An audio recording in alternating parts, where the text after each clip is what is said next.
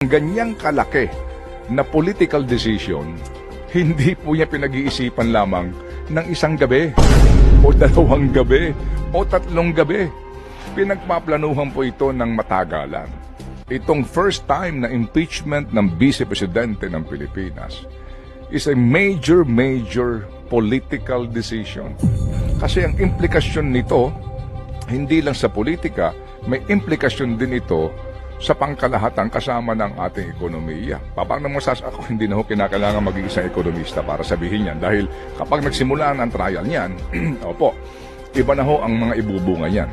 Okay, so tsaka na muna pupuntahan yung kapag nangyayari na. But basically, yung ganyang kalaki na political decision, hindi po niya pinag-iisipan lamang ng isang gabi, o dalawang gabi, o tatlong gabi.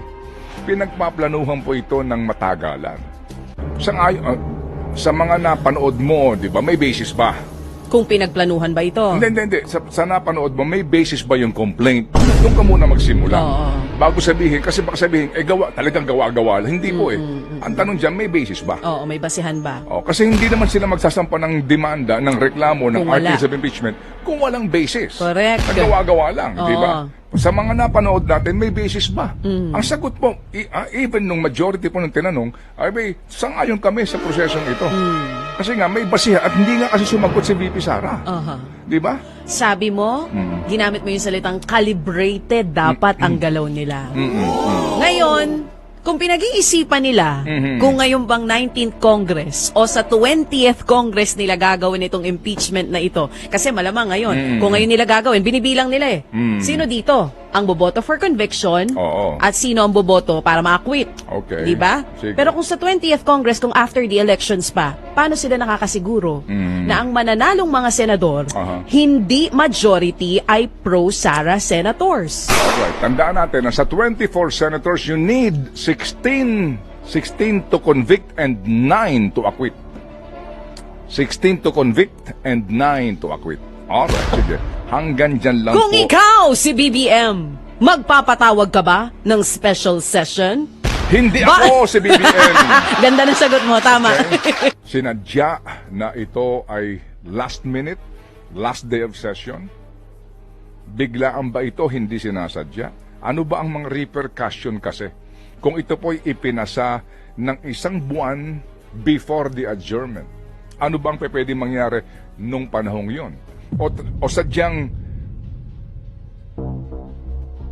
disimulado na dapat talaga hindi ito pagbotohan ngayong 19th Congress. Nagsayang ka lang ng oras, kumbaga ginulol mo lang. Nang hindi ka naman makakakuha ng conviction.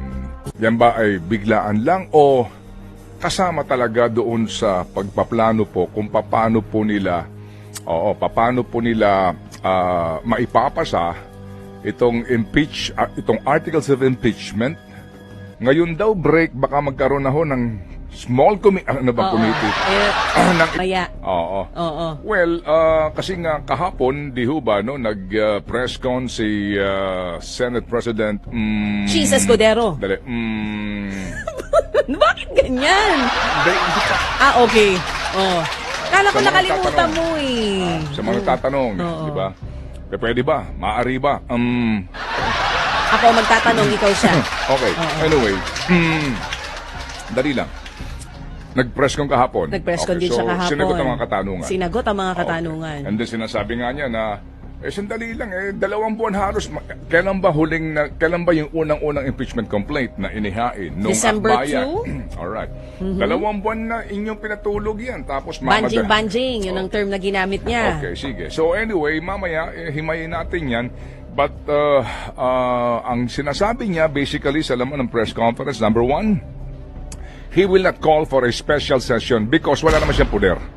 Practically, wala naman siyang power nun. Ang may power lamang ay ang presidente. Ayon sa ating pong konstitusyon, no? Yung to call for a special session. Okay. Sabi naman ni Pangulong Marcos kahapon, well, kung ako'y kakausapin ng mga senador para magpatawag ng special session, ay gagawin ko. So maghihintay siya ng request.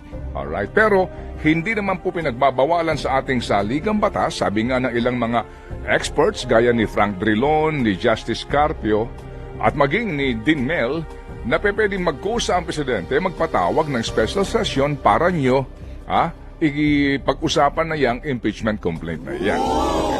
Pero sabi po ni Senator Cheese ay wala. Ngayong election break na ito, June 2 na ang balik namin, dun pa lang yan masisimulan yung proseso kung saan po opisyal na tatanggapin ng Senado sa pamamagitan po ng pagsasabi sa plenaryo on record na nakatanggap tayo ng articles of impeachment at ito na ang ating gagawin.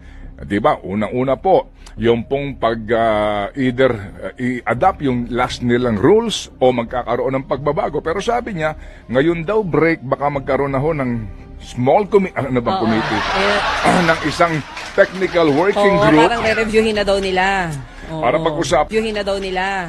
Para pag-usapan po yung rules of impeachment. Yes. Kasi nga daw iba ho yung una sa mga panahon na rin ngayon at may mga sinasabi daw po mga hindi ho tama nung mga una. Okay. Sige. So, asa na ba tayo? So, ito ho, no, maaari ho silang magkaroon ng hearing on June 2 sa bagay nito. Tapos na yung halalan. Yes. Alright. And then, dahil po sa ang kanila pong adjournment, I think, ay June, June 11? Parang isang linggo lang ito halos eh. Yan hong remaining days na yan, practically po, ang ginagawa dyan ay approval ng local bills. Dami yan. Yung mga pagpapangalan ng mga kalsada, pag-convert ng ilang pong mga paaralan, etc. etc. Yan yung ratsyada ng mga, kaya ang lobbying dyan ng mga kongresista matindi dahil sa hinahabol mo yung local bills mo na pending ng 3 taon. Okay, yan po yan basically, kaya maiksi na lang yan. Pero yun nga, no, ang tanong dito, kakayanin ba nila doon sa June 2 na yan hanggang sa kanila pong adjournment ng 19th Congress yung impeachment process? Impeachment trial, I'm sorry. Hindi, obviously, no, hindi. So carry over sila sa 20th Congress. Next Congress na. Okay. So may mga sinasabi, hindi, kung talagang gusto nyo na magkaroon dyan ng pagdinig, mag-trial, kung gugustuhin nyo, ay pwede nyo gawin. Okay. Ito ang ating patikim dito. Kung inupuan yan ng Kamara de Representante at ginawa yung second mode ng impeachment complaint process sa lower house, yun ho ba ay hindi pinag-aralang mabuti? Hindi ho ba calibrated yung galaw at desisyon na iyon? As in, di ba, first complaint, second, and third complaint. Alright. Tama. And then, wala hong referral, di ba? Walang referral sa tanggapan ng speaker. Correct. Kasi pinag-aaralan ni SecGen. Oo. At naantay niya yung fourth complaint. Yun ang sinasabi. Wala mo nang ganun. So, sinasabi niya, I'm trying to, yung verification ng mga pumirma, mga endorsers, etc. So, natulog na matagal. Medyo matagal. And then, nung kinukulit na siya, sabi niya, hindi, sandali, may lumapit sa akin may fourth complaint Correct. At yung fourth complaint, eventually, sinabi niya na baka ito yung second mode na mas mabilis. Fast track. Okay. Sige. So, after ho ng isang linggo, nakakadalawang linggo na, may nangungumusta, wala pa rin po. Di ba? Wala pa rin yung fourth complaint So, kung isipin po natin, talaga ho bang ito po, mga kapatid, ay biglaan lamang na desisyon? As in, matatapos na tayo, mangarap tayo ng pirma, ihanda mo na yung articles of impeachment, etc., etc. Ano ho sa palagay ninyo? Yan ba ay biglaan lang o kasama talaga doon sa pagpaplano po kung paano po nila maipapasa itong articles of impeachment nang makakakuha ng ganoong karaming boto at maitatransmit sa Senate. Talaga bang sinadya na ito ay last minute, last day of session? Biglaan ba ito hindi sinasadya? Ano ba ang mga repercussion kasi? Kung ito po'y ipinasa ng 1 buwan before the adjournment. Ano bang pwede mangyari nung panahong yon? O sadyang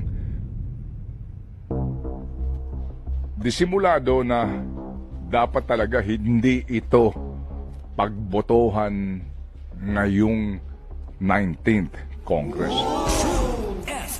Because as I told you before, my lady, Wow, I love it, huh? Okay. My baby, what Wow. have you told me? Look at that. Why? Look at the flex. Tuloy mo. Mawawala ka sa sarili mo pag nag-flex ako. Wow, look at that. Napunta ka na sa 19th or 20th Congress. Okay. Hasta Kasi alam mo, nagbabasa ako ng mga comments, alam, ha? pag sobrang ganda mo kasi, nawawala ako sa wisyo. Oo. Tingin ka pa sa akin para bumalik yung wisyo mo. Okay. Uy, pero may mga nagsasabi ng ganito. Oo, napag-uusapan kasi na sa susunod na kongreso na nga po ang magiging simula nitong Because as trial. I told you before, ito baka mawala Yes. yung sentrum. Wala nang sentrum Kaya kasi. nga dapat bumalik Centrum Silver Advance Balik kayo, sentrum. Oh, Ayan na. sige. Oo. Ituloy Kasi, mo. As I told you, my lady, Okay. alright, na ang Kamara de Representante, hindi magpapanik ng impeachment complaint sa Senado, di ba? Nang hindi man lamang kahit papaano ay nakakaramdam ng pag-asa, nalulusot yan at pagbobotohan, pabor mga kapatid ang resulta doon sa kanilang complaint. Kasi it's an exercise in futility, di ba? Nagsayang ka lang ng oras, kumbaga ginulo mo lang. Nang hindi ka naman makakakuha ng conviction. Maaring, hanggang dyan lang muna tayo, di ba, maaring pwede natin pag-usapan ito na calibrated dapat dito. Okay, calibrated sa punto ng maingat tayo dito. Oo, at dapat kahit papaano ay meron kang chance na hindi masasayang itong articles of impeachment na ito. Because itong first time na impeachment ng Vice Presidente ng Pilipinas is a major political decision. Kasi ang implikasyon nito, hindi lang sa politika, may implikasyon din ito sa pangkalahatan kasama ng ating ekonomiya. Paano mo ako, hindi na ho kinakailangan maging isang ekonomista para sabihin yan. Dahil kapag nagsimula ang trial niyan, opo, iba na ho ang mga ibubunga niyan.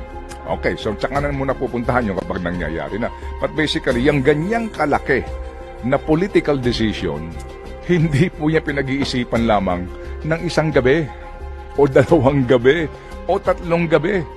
Pinagpaplanuhan po ito ng matagal.